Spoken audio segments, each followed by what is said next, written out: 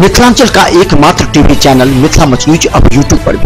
आप यूट्यूब पर Mithila much news subscribe कर न्यूज के लिए रहें अपडेट। इसके अलावा पोर्टल पर www.mithilamachnews.com पर दिन भर की खबरें ब्रेकिंग। नमस्कार, मेरा नाम डॉक्टर एम मनोहर है और मैं बायोलॉजी @fingertips का निर्देशक हूँ। जैसा कि आप सभी को पता है कि 2018 बिहार बोर्ड का जो एग्ज़ाम है उसका डेट शीट आ गया है और बहुत जल्दी एग्ज़ाम भी होने वाला है। आप सभी को ये भी पता है कि 6 फरवरी 2018 को सबसे पहला एग्ज़ाम बायो का ही है। तो इससे संबंधित कुछ बातें मैं आप सभी को बताने जा रहा हूँ। सबसे पहली बात आपके लिए ये चीज़ दिमाग में बहुत ज़रूरी है सेट करना कि इस बार बोर्ड ने अपना पैटर्न चेंज कर दिया है। और सबसे ज़रूरी बात, 35 क्वेश्चन होंगे जो ऑब्जेक्टिव मार्क्स के क्वेश्चन होंगे। तो कुछ इस तरीके से मैं इसको आपको डिटेल बताऊंगा। कुछ ऐसे टॉपिक्स मैं आपको बताने जा रहा हूँ जो कि बहुत ज़रूरी है समझना, और कुछ ऐसे इंपॉर्टेंट टॉपिक्स जो आखिरी समय में आप रिवाइज करिए।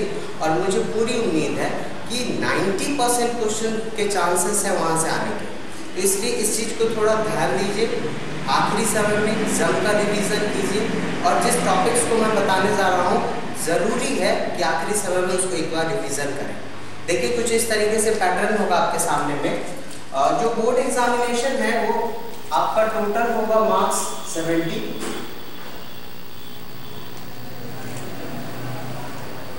टोटल मार्क्स 70 हैं और इस 70 मार्क्स के क्वेश्चन में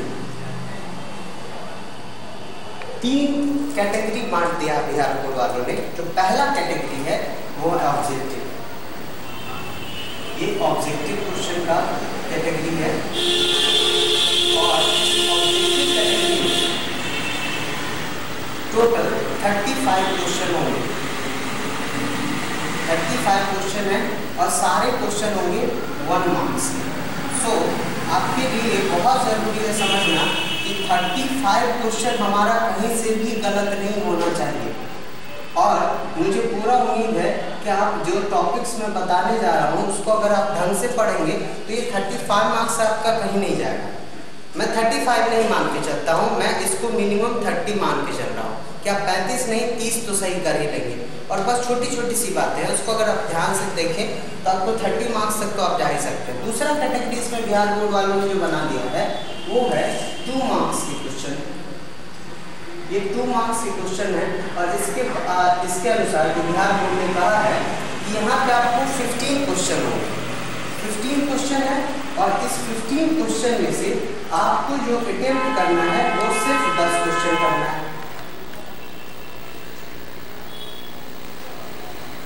ये 10 क्वेश्चन आपको करना है, सिर्फ 10 क्वेश्चन। 15 में से 10 जो आपके लिए बहुत आसान होने वाला है। तो अगर हम 10 क्वेश्चन यहाँ पे करें तो 10 × 2, तो यहाँ पे 20 मार्क्स के आपके क्वेश्चन होंगे। 35 मार्क्स के क्वेश्चन इधर हो गए, 20 मार्क्स के इधर क्वेश्चन हो गए, तो हो गया टोटल 55 मार्क्स। और जो तीसरा कैटेगरी इन्होंने बना दिया है ये है लॉन्ग क्वेश्चन का। और ये लॉन्ग क्वेश्चन जो होंगे ये होंगे टोटल 5 मार्क्स के क्वेश्चन।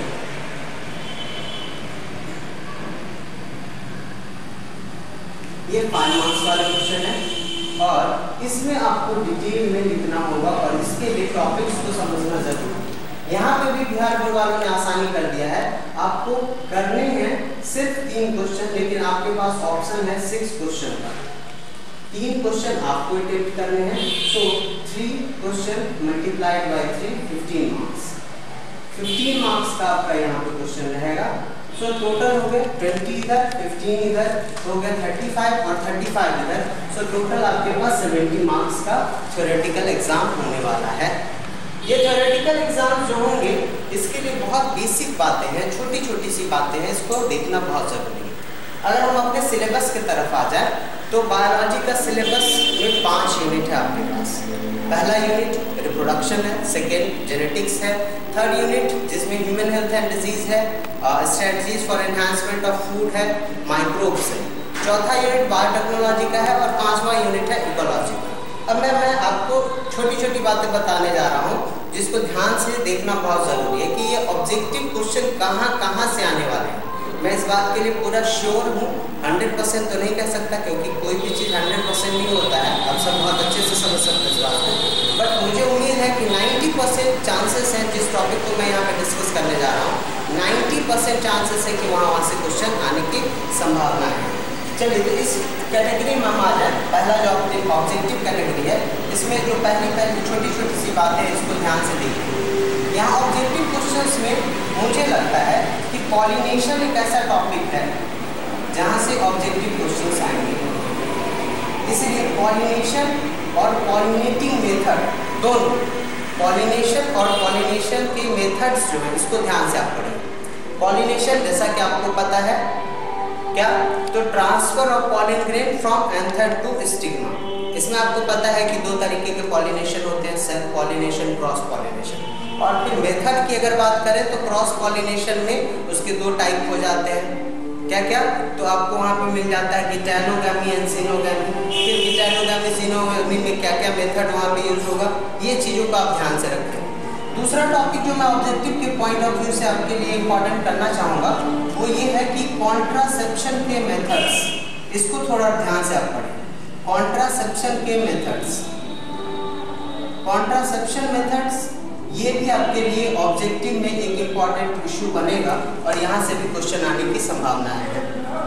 तीसरा टॉपिक जो मैं आपके लिए बताने जा रहा हूँ, ये इवोल्यूशन पे मैं सीधे पहुँच रहा हूँ। इवोल्यूशन में आपको यहाँ पे जो देखने को मिलेगा वो है कि homology and analogy and homologous organ and analogous organ, इसको एकदम ध्यान से पढ़िए, बस एग्जाम्पल है, इसको ध्यान से आप देखेंगे आपको बहुत अच्छे से समझ में भी आने वाला है।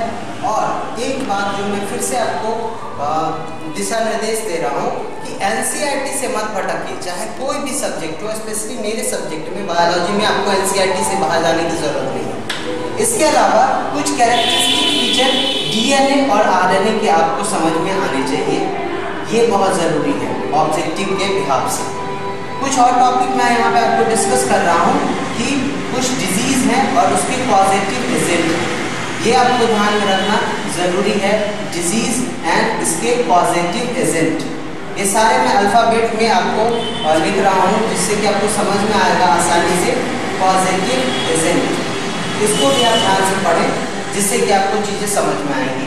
तो ये 5 टॉपिक मैं अभी डाल रहा हूँ आपके सामने में, इसको समझना बहुत ज़रूरी है। Pollination, contraception method, homology analogy, DNA RNA, disease and positive agent. अगर मैं जेनेटिक्स वाले पोर्शन पे आ जाऊँ तो इसमें भी आपके कुछ डिजीज़ हैं, तो इसको मैं इस कैटेगरी को थोड़ा सा अलग करके आपको जेनेटिकल डिसऑर्डर में कर दे रहा हूँ। छोटा सा टॉपिक है जिसमें आप डाउन सिंड्रोम, क्लिनफिल्टर सिंड्रोम का आपने नाम सुना होगा, जेनेटिकल डिसऑर्डर। हीमोफीलिया इसी में आ रहा है, फिनाइलकीटोनुरिया इसी में आ रहा है। तो ये टोटल 6 है, अब इसको थोड़ा ध्यान से पढ़ें। ये ऑब्जेक्टिव के पॉइंट ऑफ व्यू से बहुत ही इम्पोर्टेंट टॉपिक है, यहाँ से ज़्यादा क्वेश्चन आने की संभावनाएं हैं। अगर एक टॉपिक मैं इसमें और इंक्लूड करना चाहूँ तो वो इंक्लूड मैं इसको करना चाहूँगा कि एसेक्सुअल जो रिप्रोडक्शन है इसके मेथड, एसेक्सुअल रिप्रोडक्शन के मेथड, एसेक्सुअल रिप्रोडक्शन के मेथड में आपने वेजिटेटिव प्रोपगेशन में पढ़ा हुआ है, तो इसको एक बार इससे 6-7 जो आपके सामने दिख रहा है, pollination, contraception method, homology analogy, DNA RNA, disease and it's positive agent, genetical disorder and asexual reproduction, इसको प्लीज थोड़ा ध्यान से पढ़िए और ज्यादा से ज्यादा कोशिश करिए कि आपके 35 मार्क्स में मिनिमम आप यहाँ से 30 मार्क्स तो ऑब्टेन कर ही लें। अगर आप यहाँ से 30 मार्क्स ऑब्टेन कर लेते हैं तो बहुत ही आसानी होगी एक तो अच्छे स्कोर करने के लिए। मैं पास करने की बात कभी भी नहीं करूँगा आपसे, क्योंकि मुझे पता है आप पास करने के लिए आपको ज़्यादा मेहनत करने की ज़रूरत नहीं है। अगर आप इस तरीके से पढ़ते हैं तो आप अच्छा स्कोर कर सकते हैं।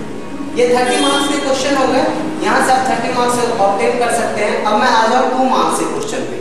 तो 2 मार्क्स के क्वेश्चन में जो सबसे ध्यान देने वाली बात है वो ये है कि यहाँ पे आपको डिफरेंसेस समझ में आने चाहिए। जैसे डिफरेंस के लिए मैं बोलूँ तो difference between asexual reproduction and sexual reproduction, asexual and sexual reproduction, इसको जरा ध्यान से पढ़ लें आप। ठीक है। इसके बाद मैं एक और टॉपिक आपके सामने लिख रहा हूँ, ये है vasectomy and tubectomy. Vasectomy and tubectomy, इस सब को डिफरेंस के फॉर्म में आप पढ़ें, ज़्यादा बेहतर रहेगा, ज़्यादा अच्छे से आपको समझ में भी आएगा और क्वेश्चन लिखने में भी आसानी होगी। तीसरा टॉपिक जो मैं यहाँ पे आपके सामने लिख रहा हूँ, ये है 2 मार्क्स के क्वेश्चन के लिए। यहाँ पे आप छोटी छोटी सी बातें हैं, जैसे कि मैं एक छोटा सा पॉइंट लिख रहा हूँ आपके लिए, सेंट्रल डोग्मा किसने प्रपोज किया, क्या होता है, कैसे डीएनए से आरएनए बनता है, कैसे आरएनए से प्रोटीन बनता है, इस बात का भी ध्यान रखना जरूरी है। मैं जेनेटिक्स के पोर्शन पे आ जाऊं तो जेनेटिक्स के पोर्शन पे एक छोटा सा टॉपिक मैं आपके लिए लिख रहा हूँ, लॉ ऑफ डोमिनेंस। मुझे लगता है कि 2 मार्क्स क्वेश्चन के लिए बहुत सुटेबल टॉपिक है और क्वेश्चन के बिहाफ पे भी ये अच्छा इंपॉर्टेंट टॉपिक आपका बनने जा रहा है। इसी में मैं आगे चल रहा हूँ आपके लिए। तो 2 मार्क्स के क्वेश्चन में एक और चीज जो मैं आपके लिए यहाँ पे सजेस्ट करूंगा कि 2 मार्क्स के क्वेश्चन में आप डार्विनिज्म एंड लैमार्किज्म को भी पढ़ लें थोड़ा सा। डार्विनिज्म और लैमार्किज्म ऐसे टॉपिक है जहाँ से 2 मार्क्स के क्वेश्चन बनने चाहिए, ऐसा मैं एक्सपेक्ट करता हूँ, क्योंकि कुछ भी श्योर नहीं है, कुछ भी कहा नहीं जा सकता है, पैटर्न चेंज हुआ है।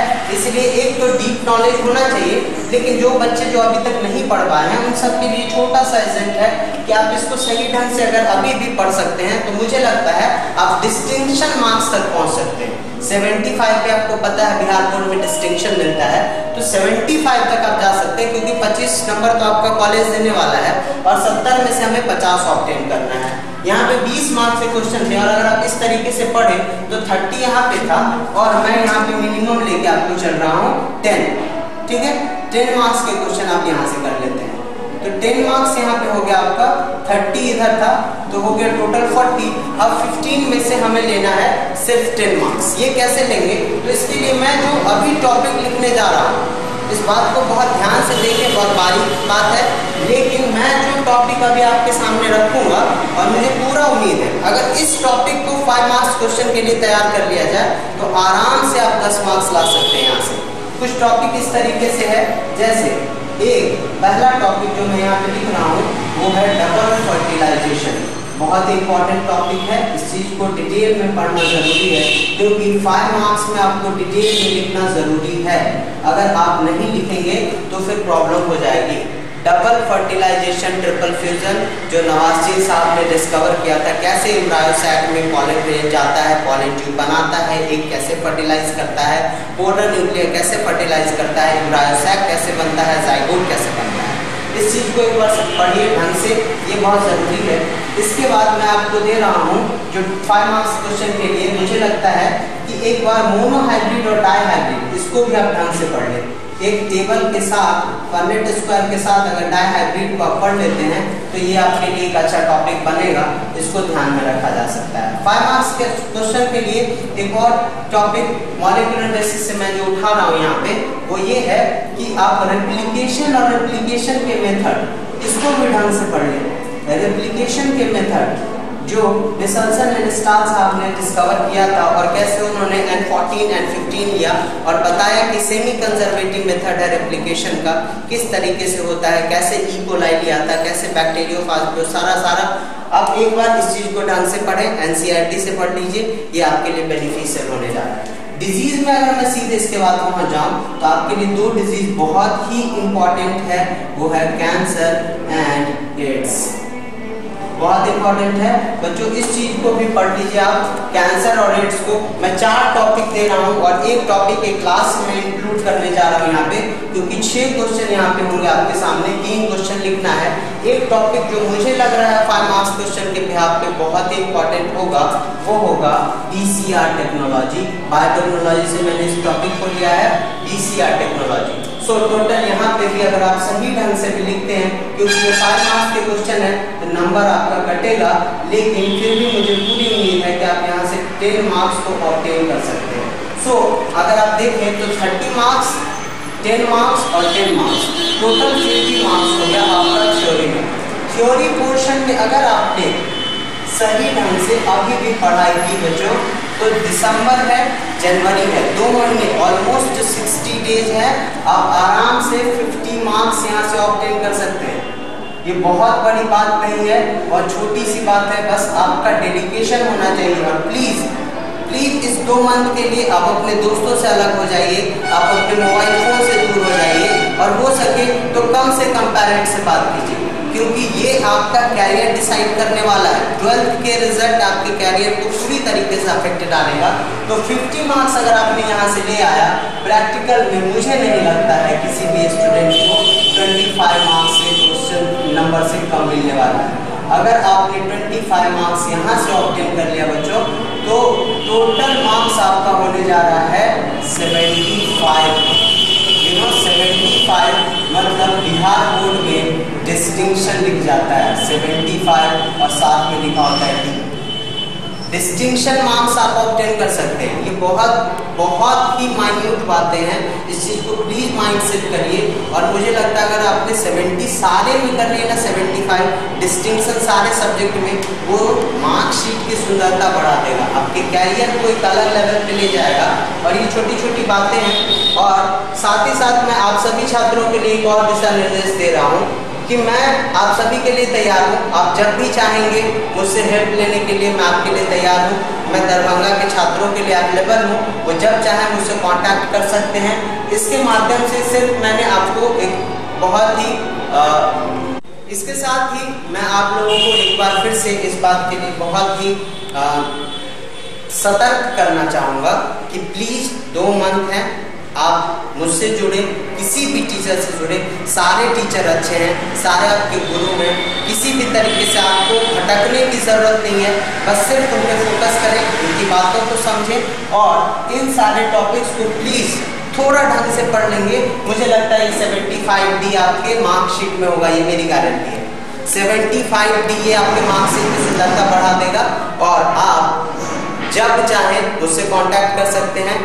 कांटेक्ट करने के लिए आपको जैसा कि पता है, डिग्गी प्रोफेसर कॉलोनी में मेरे कोचिंग है बायोलॉजी फिंगर टिप्स के नाम से, और नंबर भी आपको अवेलेबल हो ही जाता है 7543086702।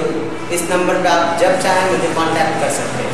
धन्यवाद। और एक बार फिर से बिहार बोर्ड में जो एग्ज़ाम होने जा रहा है उसके लिए बहुत बहुत शुभकामनाएं। आप अच्छा करें और दरभंगा का, मिथिलांचल का नाम रोशन करें।